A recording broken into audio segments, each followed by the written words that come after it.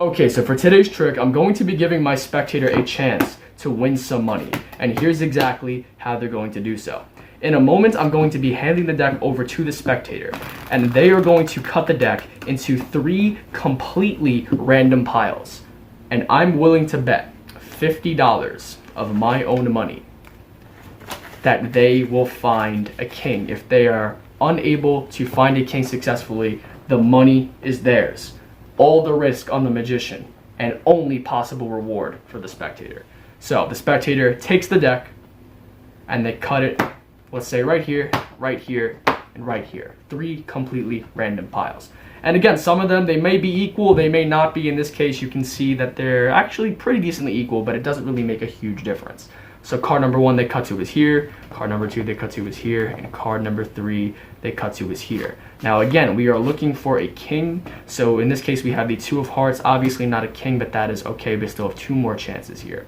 Card number 2 is the 9 of diamonds, also not a king, but it's okay. We have 1 more chance. Hopefully with this last card, we can get a king. No, it is the 4 of clubs. 4 of clubs, 2 of hearts, 9 of diamonds, all random cards, but we were unable to find a king. So at this point, the spectator would probably go ahead and reach for the wallet and go to take their money. However, what I did not tell them is before the trick even started, I actually had a little bit of a prediction here inside my wallet. I have 3 cards and 3 cards only, and you can see these 3 cards, the 9 of diamonds, the 2 of hearts, the 4 of clubs. My predictions match the 3 cards that you cut to perfectly. Now, I think we can all agree, this is a very, very impressive trick, but I still said in the very beginning, if you could not find a king, the money is yours. And it appears we didn't find a king, but as random as these cards may seem, they're not so random. Check it out. If you add the 3 values of the cards here, again, 9 of diamonds, 4 of clubs, 2 of hearts, 9 plus 4 is 13, plus 2 is 15. The spectator can pick up the deck, and they're going to count 15 cards down. So we go 1, 2, 3, 4, 5, 6, 7, 8, 9, 10, 11, 12, 13, 14. And the 15th card down, you guys can see, is indeed a king. The king of spades. But not only that, just in case you're still not satisfied, I knew that you were going to cut to the king of spades. Because my prediction cards that were in my wallet actually read off the king of spades. Anyways guys, that is the trick. I really hope you guys enjoyed it. So now let's get straight into the tutorial. Alright guys, hopefully you stuck around for the tutorial. This trick is actually really easy to perform, and most of you should be able to start performing it immediately after watching this video. So let's get right into it. So for starters, you are going to be needing a couple different things, and there is a slight setup before you can actually get into the trick. So here's what you're going to need. From a different deck of cards, go ahead and grab yourself 3 random cards. It does not matter what the cards are. For this example, I have the 4 of clubs, the 2 of hearts, and the 9 of diamonds, but it does not matter. These can be any 3 cards you want. These cards are going to serve as your prediction cards, okay? Then, the deck that you're going to be performing with, you want to remove the same 3 cards as your prediction cards, and any king you want. It doesn't matter what king you choose. I chose the king of spades, but any king works. Then you also want to go ahead and grab yourself a wallet and some money. It doesn't matter how much money you want to put on the line because you don't have to worry about losing it. $50 works good enough for me. So, for starters, the setup, you're going to take your money, just place it in the wallet. And the prediction cards are also going to go in your wallet. But before you do that, make sure whatever king you choose, again, in this case I chose the king of spades, make sure you actually write out on the back of one card king, on the back of another card of, on the back of the final card spades, just as so for the final reveal at the end. Take those cards, put them in your wallet, hidden away, close it up, and that can just sit off to the side. As far as these cards go and the deck, the setup is as follows. Whatever your 3 prediction cards are, you want to add them up. In this case, my total is 15.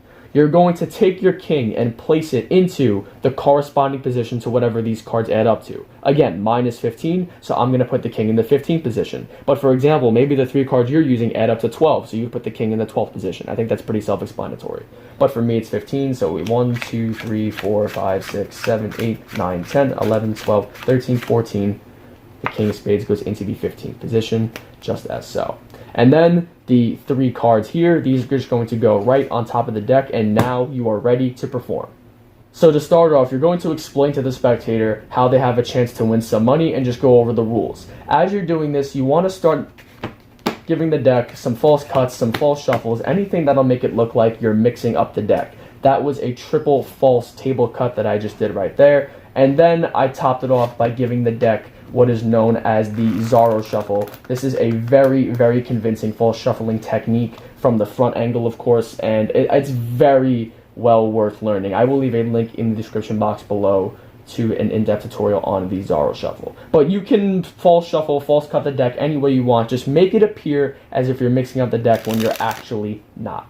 Once you're done explaining everything and shuffling the cards, then you're going to hand the deck to the spectator and let them cut out 3 random piles. And they can really cut anywhere they want. They're going to cut a pile off the top, set it down, a pile off the top, set it down, and then take the last pile and set it down just as so. So you have 3 completely random piles. Now keep in mind, the 3 cards in your setup here are right here on top of the first pile. These 2 cards are completely random, but you're going to be switching them out in just a moment. So you're going to pick up the first pile. You're going to push over the top card saying, this is the first card.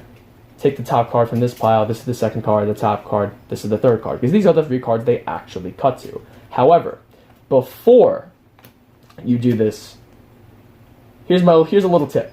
Pick up this pile and say, okay, take a look. These piles, let's see, these seem completely random. If they're about the same thickness, you can say, you cut about 3 equal piles, as you can see. If they didn't cut 3 equal piles, you can say, yeah, and you can see these were completely random piles, you didn't cut them as equal. The only reason for this is it provides somewhat of a justification for picking up the first pile. Because literally, why not just do this?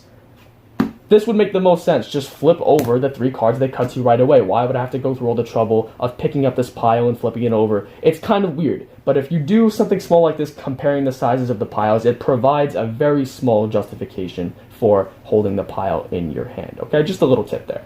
But now, you're going to push off the top card, say this is the first card you cut to, this is the second card you cut to, and this is the third card you cut to. And you're telling the truth, you're being completely honest here. But now from here, you're going to take these 3 cards and you're going to reverse count them on top of the pack in your hand. But as you reverse, you're going to catch a pinky break. So I peel off the first card and I catch a pinky break right here as shown. Peel off the second card, maintain the break, take the third card, this was the very top card, and just flip it over. This will be the first card in your prediction. So the 2 of hearts. And now again, you're still maintaining the break at this point in time. From here, all you're going to do is you're going to come over, grab all 3 cards from the break. Just make sure you keep it nice and square. You want it to look like 1. And you're going to drop it on the middle pile just as so. The 2 of hearts. So now you just ditched those 2 cards they actually cut to, and now you have the 2 cards in your setup right here on top. So now all that's left to do is take the second card, turn it over, and then you're going to place it over here. And again, I would recommend holding it the same way. Hold it the same exact way just so there's consistency. Take the final card, flip it over, show, and at this point you can see that there is no king. So spectators are going to be excited. They think they just won some money and that you messed up the trick. But now you hit them with that punch, that little jab when you pull out the prediction cards from your wallet and say, I actually had 3 predictions from the very beginning. And they match the 3 random cards you cut to perfectly. This is going to get a great reaction. But now, depending on the spectator you're performing for, this can go one of 2 ways. They may already be absolutely impressed and they may think the trick's over and they might be cool with it. But you might actually get spectators who are dicks and they're like, well, oh, you said I was going to cut to a king and I never did, so, you know, they may still want the money. And I like when I like when I get that type of spectator, because now I can say, well, I did get these predictions right, but you could have cut to any cards. And these aren't so random, because check it out. If you add 9, 4, and 2. In this case, we get 15. And I would count down 15 cards. Obviously, you count down to whatever your cards add up to. But now I would count 1, 2, 3, 4, 5, 6, 7, 8, 9, 10, 11, 12, 13, 14. And the 15th card you can see is the King of Spades. And at this point, minds are really going to be blown. And they think the trick is over. They think the trick is over here. But then you really hit them with that jab at the end when you say, I knew you were going to cut to the king, but I knew very specifically you were going to cut to the King of Spades. Because my prediction cards, I wrote King of Spades. And that is just a beautiful little moment right there. You spectators are going to freak out. You literally are hitting 5 different predictions. They cut to 3 random cards. You get every single one correct. You mentioned they were going to find a king. You get that correct. But then at the end you reveal that you knew exactly which king they were going to cut to, the King of Spades. So you are getting 5 predictions correct, all in one amazing little trick. And yeah, that is pretty much it. I didn't go too in-depth or anything with the detail here. I think everything is pretty self-explanatory, but as always, feel free to drop any questions you may have in the comment section below. I will clear up any confusion that there may or may not be, okay?